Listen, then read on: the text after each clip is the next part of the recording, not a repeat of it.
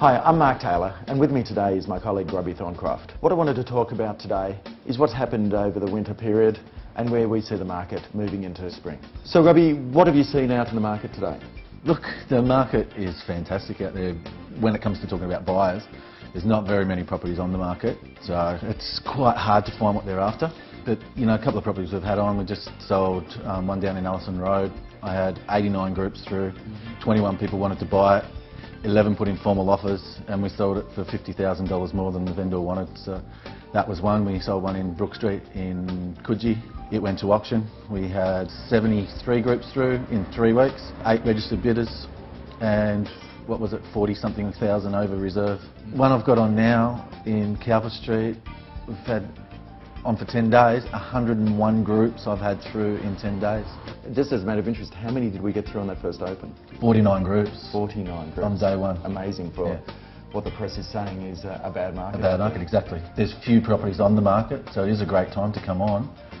With all these buyers there, we're still getting great prices. The media is definitely talking the market down, but what we see in real life is totally the opposite. Totally the opposite. Yeah. Where do you see the market going as we head into spring? Predicting that there will be a few properties that come on the market, but you know, with the numbers we're getting of buyers out there, I think the market's going to be fine. It's just going to stay where it is, if not go up.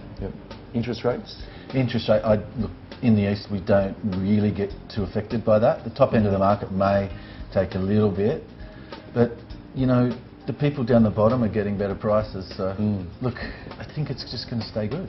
When you say good as in the prices aren't dropping, no. There's demand, and if you want to sell, it's definitely an opportunity to sell. That's what you're saying. But I can touch on one other thing. You've seriously got to get an agent that's got a process, that knows what they're doing. If they don't have a process, we can see that there's a number of agents out there passing properties in, and you know, that comes from a couple of different things. One is overpricing a property. You know, be realistic about your own property. You know roughly where it sits, and just check out their results. There's a number of agents out there passing properties in and not being able to move, maybe the little tough ones, but it's purely because they don't have a process. What I'm seeing as well, just on that, expanding on that, is overpricing of properties. They're not getting the buyer through. Definitely. And then now they've got to discount the price substantially. Just to try and get us sold. Exactly. There's lots of that I'm seeing. Unfortunate for the vendor though. Because why? No process. No process. So in summary, Robbie? If you are thinking about selling, I'd be putting it on in the next few weeks, because try and beat the full-on spring market, where there's going to be a number of properties flooding the market. And look, if you're aiming at trying to be sold and settled by December, you need to get it on within the next 2 weeks. Thank you for joining with us in this winter market wrap. We look forward to seeing you next time.